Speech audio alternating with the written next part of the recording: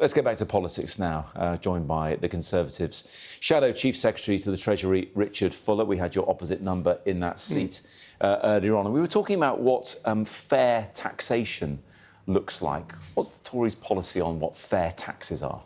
So a fair taxation is where the government decides what it really needs to do, has a plan for doing that effectively, and then asks taxpayers to fund it.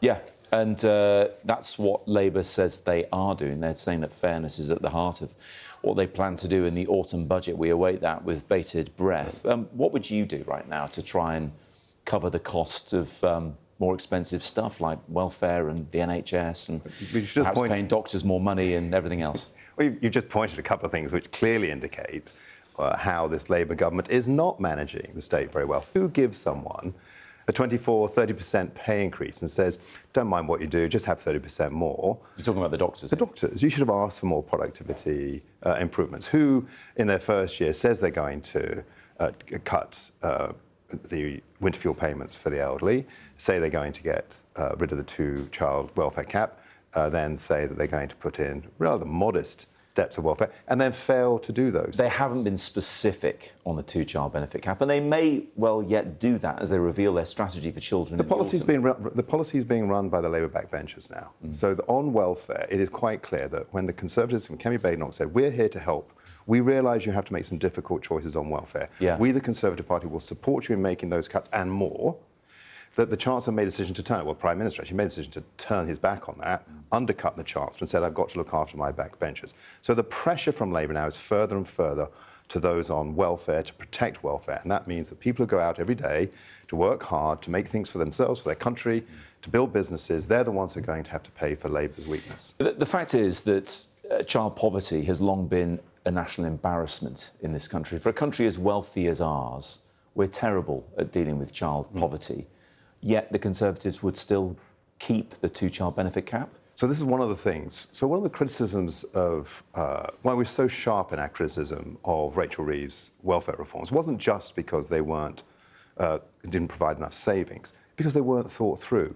Under Ian Duncan-Smith, the Conservative Party put together, and under the coalition then enacted, a series of changes of welfare which were focused upon getting people into work. And then we backed that up by introducing the national living wage, with the government intervening to increase wages of those on the lowest incomes so they'll get more. And we increase income tax threshold. That was a model to get children and adults out of poverty based on people working to contribute to the state rather than sitting back and relying on the state. But leading to a decade or more of austerity and not exactly contributing to the growth in the economy that people so Two different things, desire. Right? So these policies cost money. Increasing the living wage, they were costs to the Treasury, cutting back on the thresholds. They were costs to the Treasury.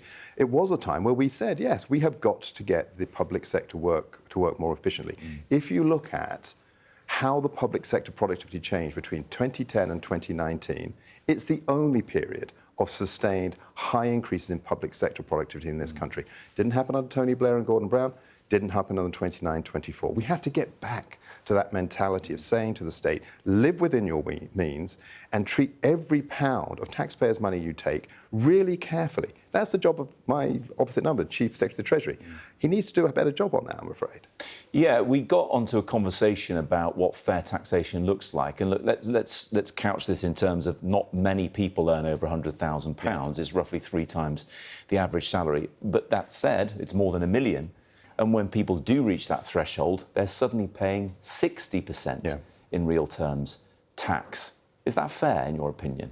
Well, it clearly isn't fair that someone suddenly faces such a large increase in the marginal rate of tax, whatever income. It's not an efficient tax system. And so you have to look at ways to get rid of those inefficient taxes. There are other taxes which aren't particularly efficient in terms of getting economic growth. Like what else? What else would you change? Well, stamp duty land tax, for example, when people move home. I mean, most economists would say that. Stamp duty on share trading as well. A lot of people point to that as it makes some money for the Exchequer, but without it, the Exchequer would make even more on trading. Yeah, so the Chancellor should be going through all of these tax measures if she really is committed to growth and be fearless. When she talks about fairness and she talks about economic growth, she has to recognise that sometimes those things don't completely align. And so if she's going to look for economic growth, she has to look to eliminate some of the tax inefficiencies that inhibit growth.